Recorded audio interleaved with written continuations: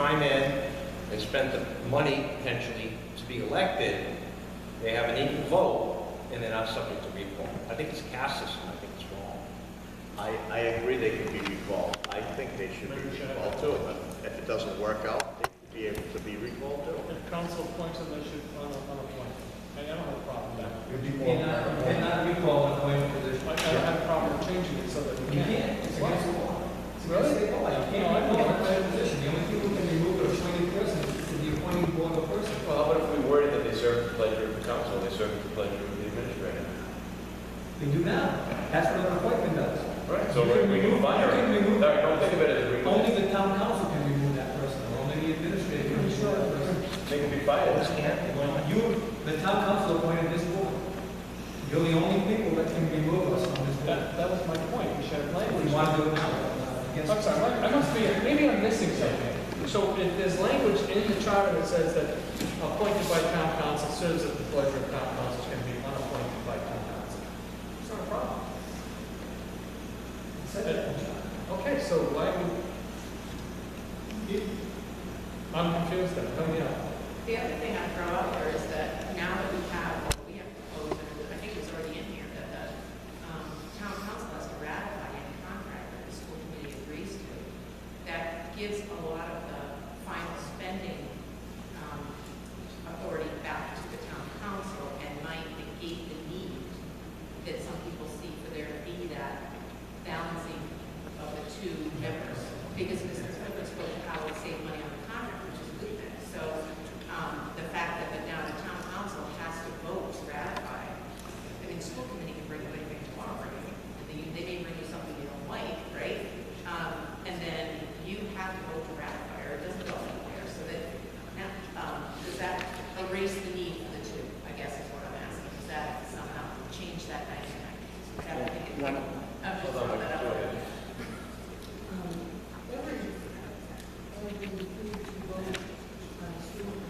What's that? So the people elect two are appointed. Every each two votes, and you overturn those two people being appointed by the council. Now, in a democratic society, the people lose their voice because anybody on the council can obviously want to appoint somebody who's agrees with what you're interested in, and the council can, overturn the vote, and I appoint you easily. I'm sorry. I would just like to make a point that, interestingly enough, the school committee in 2016, due to unfortunate circumstances, consisted of 4 appointed members and 3 elected members. That was a 4-3 majority that didn't represent the community's vote.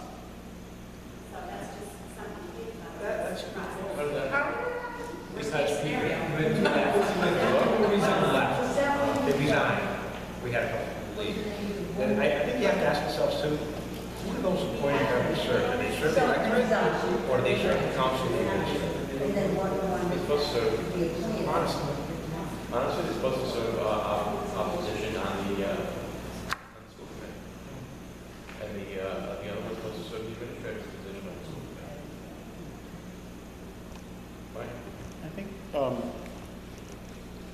first of all, the difference between the school committee and the town council, and why should one have 2 appointed and one just have 5 elected? I think the problem, and that's what brought this about in the other communities that implemented it, was I think Oroville and Middletown and Woonsocket went to a fully appointed, had to do with the fact that one board spends 70% of the budget, and their expenses account for 70% of the budget, but they're not the taxing authority that the council has to answer to the taxpayers. So I think this developed as a way to give you some representation in negotiations. And by the way, on the contract that was $500,000 less in taxpayer dollars over a 3-year period, one of the appointed members by the town administrator at the time served on a negotiating team that settled that contract. So with the background in accounting and the CPA, he had a better handle on numbers and also extrapolated out to the future. So I think that's the difference. But I did hear mention that we have to have respect for the voters and the vote. And if I voted this way, I expected to be voted. Well, I advocated for many years for the town manager, and all I continued to hear from different people was, well, the people just voted on that, so we can't address that now. We shouldn't be addressing that. They just voted on that. Same thing here. The people just voted on this. And are we going to have respect for this? Why are we proposing a change 2 years after it's been in? What are you talking about, the whole job? No, the two appointed school committee members. That has only been in existence for one term. Okay, so why are we negating the vote of the voters who overwhelmingly, in the majority rule, whether it's by 1 or 5,000 votes, the majority voted for that proposal? I could have told you months ago that this proposal would be coming because some of the people on the Charter Commission spoke against the proposal several years ago when it was on the ballot. So it's no surprise. But we're supposed to be, you know, we're talking about, I heard that, and that's resonating with me because I did vote for this. Although I now say, I'm not so sure I like it. Because maybe I liked the first two appointments, but I didn't like the last two appointments. Whatever reasons, I might have changed my mind. But I did, you know, you want to talk about respecting the vote. Why didn't we like the way the vote came out, so we're going to try to put it up again to make it come out the way we want? That's what people accused me of doing when I was trying to get them to refocus on the town manager versus the elected administrator issue. And I felt it was because it was defeated because it was faulty language in the question itself.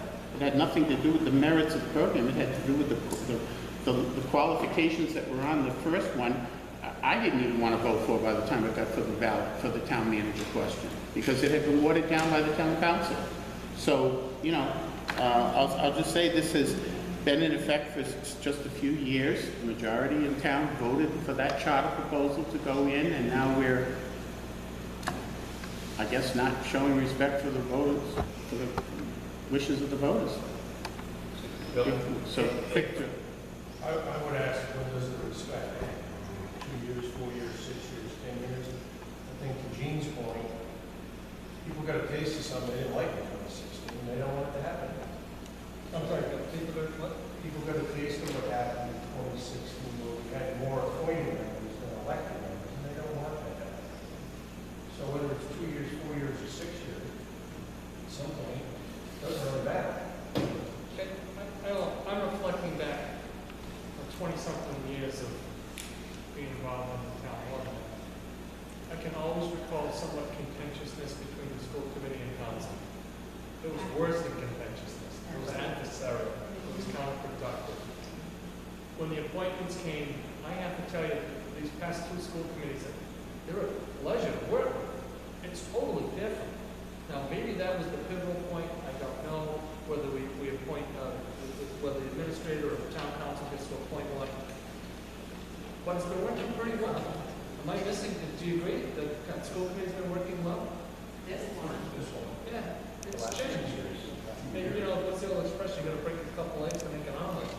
I can't guarantee it's gonna continue that way, but hey, I'm happy with what I'm seeing. The two appointees, I don't care who appointed them, they're people that will vote their count. No one will tell those, the way I saw it, and when we put up for it, they would go what they go. And those two. They were, those, Right. So we're very fortunate, right? Right now. Right But now. I believe, my memory serves two me. councils, I mean, it's never, and I've been around, Charles Bowman, but, But if my memory serves me, this provision was put in, it was 4 years ago, and like Bill said, it's irrelevant how long it's been around. It's a bad idea. It doesn't matter how long it's been here. it may not always. This was put in 2014, and I believe there was no charter review commission in 2014. It was put in by the council, who served as the charter review commission in 2014. Correct? Yeah. So I would offer that the council that was in place in 2014, as well as the administrator, put this in because they wanted to have influence over that school committee. That's why it's done. I agree, and we've seen how much. There were times when we couldn't get a straight answer how much the surplus was. Did we see that turnaround? Now we know that we have a surplus for 3 running years, 4 point, I can't recall now. I mean, it's changed, the whole attitude has changed. We're getting very cooperative, we know that there's surplus, we try to allocate, we're gonna allocate it to health and safety needs. I don't know how you can say or equate that with appointments. Well, you were at the meetings when the council got attacked. Yeah, absolutely. Terrible. People's making their grandiose little exits out the door, nothing got accomplished. I just think that the appointed helps balance out. And take a look at the people that have been appointed.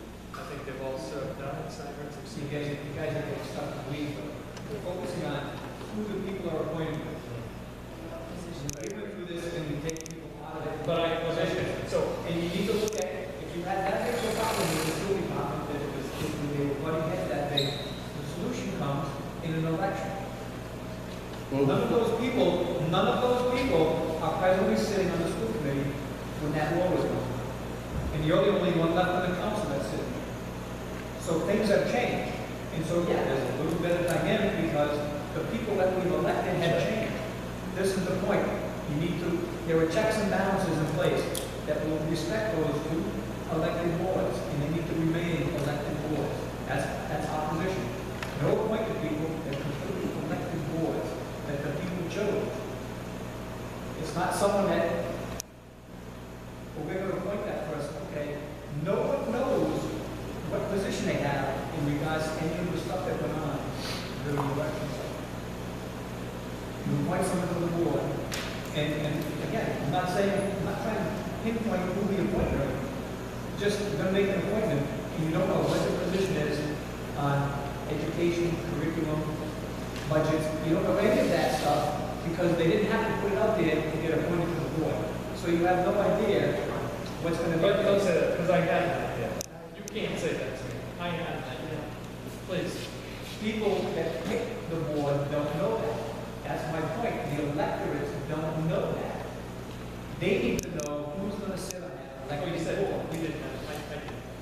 I felt very confident in the appointment. The electorate need to know what those positions are. That's what this is about. The election, it's not the appointment, it's the election. The board needs to be a fully elected. You want to appoint people, then appoint them. Appoint them all. But if you're going to have an elected board, don't have either, because people don't know what they're getting on board. It's just almost, to me, it feels like a level of disrespect to the voters because you're saying, you can vote for 5, and then we're just going to appoint 2 more because we know better. You didn't even bring our. Yes, they did. So we're going to add 2 more. I get it, Paul. I get that you didn't want the adversarial relationship. I totally get that. We were just looking at the document thinking, how can we avoid the worst case scenario of 4 appointed and 3 elected ever happening again? That was the worst. It was terrible that it ended up that way, Yeah. right? I think we can all agree on that. If Whether or not we it foreseen was that coming, we might have put some type of safeguard in, but we didn't say. Yeah, it was a lack of representation, elected representation, and that's the problem in a democratic society. Yeah, I agree that was a problem. Worst case scenario, we didn't say that. But I think the battle is between the school committee and the council and the administrator. The only reason why that doesn't happen now is because of the people, not because of any rules or anything that we have. I don't think it has anything to do with that. Right, and down the road, all these people are gonna change, and down the road, guess what? There's gonna be battles again between the school committee, between the administrator, and the council. So we have to, when we look at this stuff, we have to think of the worst case scenario. The worst, someday we're gonna have people in the end so nice. But we have to make our decisions based on that. Not on what's going on today, but what could go on tomorrow. I agree with what you said. I agree that no, I'm agreeing that what she's saying is, we're saying that we don't trust the voting system. I am saying that. I'm gonna say that, yes. That's what I'm thinking. Because I'll tell you what, you don't know how many people vote, and they don't even know what they're voting for, and there's a lot of people. So that's why I am scared. I'll be honest with you. I'd rather have someone that knows what's going on than a bunch of people pulling ballots. And I'm gonna say it, I don't care how bad it sounds, because I bet you there's more than half the, say, a good percentage that couldn't even tell you who's on this council. You know, never mind the school committee. Bet they couldn't do it.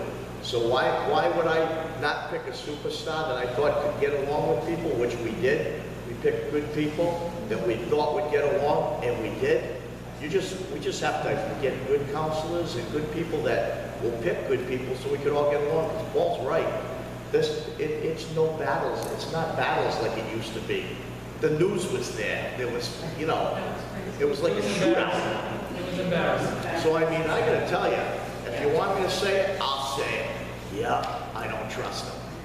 And I understand what you're saying, but I respectfully disagree with manipulating democracy that way. See how nice we're all getting along? It's a good thing. Yes, we can agree to disagree. But I,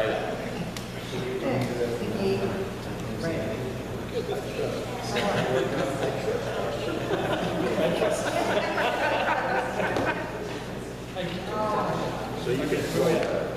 You know, by the same logic, Tom, we should have a 7-member council with 2 appointed as well. Who's going to play? Town administrator? Oh, no. No. Oh, no, there's no checks and balances there. Well, maybe the school committee should appoint 2. All right, How do you like that? Fox and Red. What's the committee? We gotta move this along. Okay, we're done for the. We gotta go to 49.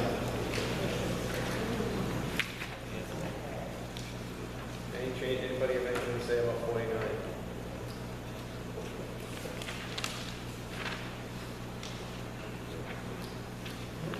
Okay, we on? 49. 49 is fine. Yeah.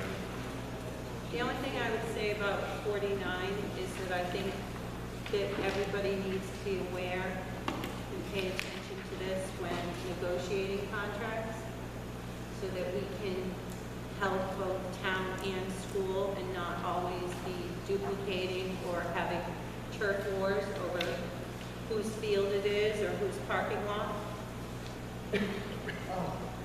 I have no problem with this language. I think that it is consistent with the thought process that we have already begun to advance in some, I guess, early conversations where, back when the reimbursement for education was based on how much was spent in education, the whole system had to be different. The way it is today, where money is allocated per student, it doesn't matter how much money we spend or where we spend it, that's what we're going to get. And we can like that or not like that, but from a systemic circumstance, it opens the door to some things being easier as far as sharing resources in the community. And I think the line that we've started to talk about is that given the size of the school buildings versus the size of the municipal buildings, and conversely the size of the exterior challenge that the municipal system has versus the school department has, we've talked, or the idea's been put on the table that perhaps we should be in a circumstance where the maintenance staff for schools is responsible for all interior building maintenance, and shell to that extent, and all grounds and exterior activities should be the responsibility of DPW. Because when you think about it, I mean, why do we have a school department that plows?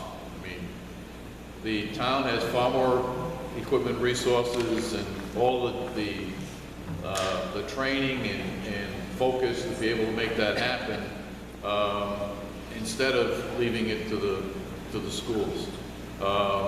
The lawn maintenance and so forth is what our DPW does. And I think this language could allow that, or advances that kind of discussion without any difficulty. I like it. I mean, we had a purchasing for that as well. Obviously, buying bulk is great. And school resources, like school department, no school department, buy it, well, future, they'll get a tremendous price on it. The town never paid that. town has a big deal